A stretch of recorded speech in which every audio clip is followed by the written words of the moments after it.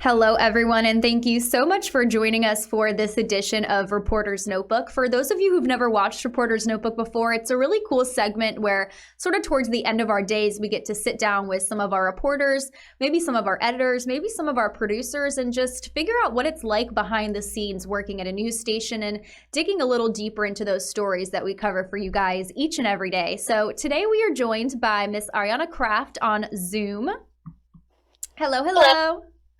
So Ariana has a great story for today. It's something that has been widely talked about over the past couple weeks, especially, and it's all about COVID-19 vaccinations. So Ariana, I know you talked to some counties today about what their kind of plans were for vaccines. So what did you learn about that today?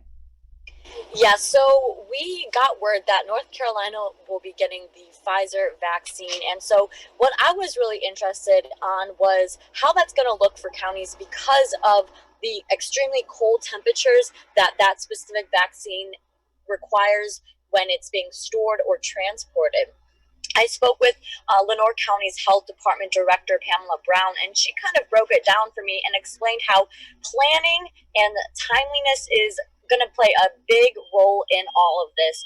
For example, she gave me an example of how they could get the vaccine delivered a day before the vaccine clinic is run because the vaccine itself the temperature needs to come down before it can be administered. So that timing will be enough to not have to be stored in that very cold temperature. They don't have to purchase more infrastructure for that kind of thing if they're planning it accordingly.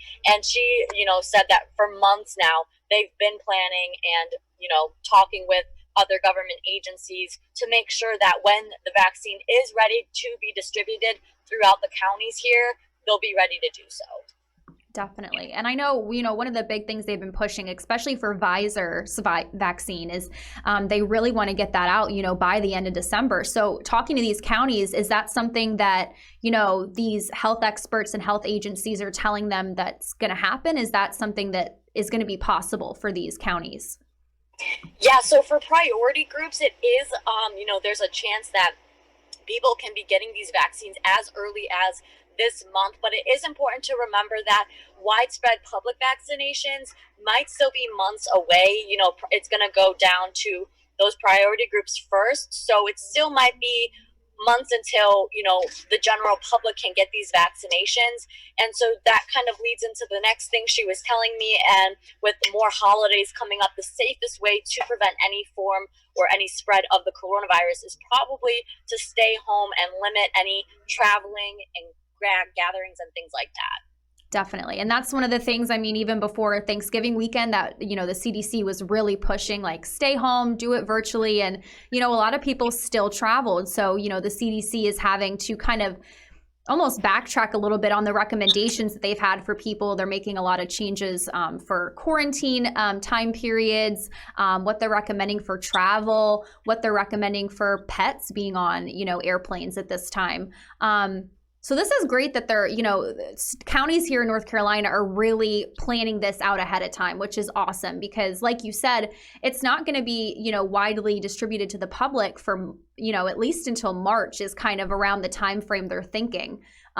So it's awesome to hear that, right here in our state, they're really making some progress and taking those initiative steps to make sure that when it does come, our state's ready and our people are going to get it that need it the most. So that's awesome. What were the specific counties that you did end up talking to today? Are there any that are kind of progressing more than others? No, I was only actually able to speak with Lenore County, but Okay. Previously in the past, Pitt counties have said, Dr. Silvernail has said similar things when it comes to, that distribution process. He is hopeful as well when it comes to that process. Right. Awesome. And definitely Pfizer. Did you hear anything about, I think it was Moderna maybe that is also sent theirs to be approved for the FDA. Do you know if they've gotten any word back on Moderna or the other vaccines? Or right now, is it just kind of Pfizer is like the big one that's going out to be distributed? Yeah, I'm not sure on that completely, but, today we were just talking about Pfizer because that is the one that North Carolina will see for sure. Definitely. Well, if you guys want some more information on Ariana's story and, the plans for vaccine distribution in the upcoming months for not only, the country, but for our state of North Carolina specifically, you can check that out at WNCT.com. And you can also, she's going to be live tonight at 5 and 6 for you guys as well. So make sure that you guys are checking out these stories that we're continuing to track, especially with COVID-19. We're going to try to keep you guys as updated as possible on all the latest information that's coming out with all that. So thank you so much, Ariana, for doing this story today and taking the time to figure out this information for everybody here in the state. And thank you for taking the time to sit and chat with us. Ariana has to get to her live shoot, so we're super happy she was able to join us. I know you're probably bundled in the car right now waiting for your live shot. All right, well, thank you, Emily. You're so welcome. All right, guys, thank you so much for joining us for this edition of Reporter's Notebook.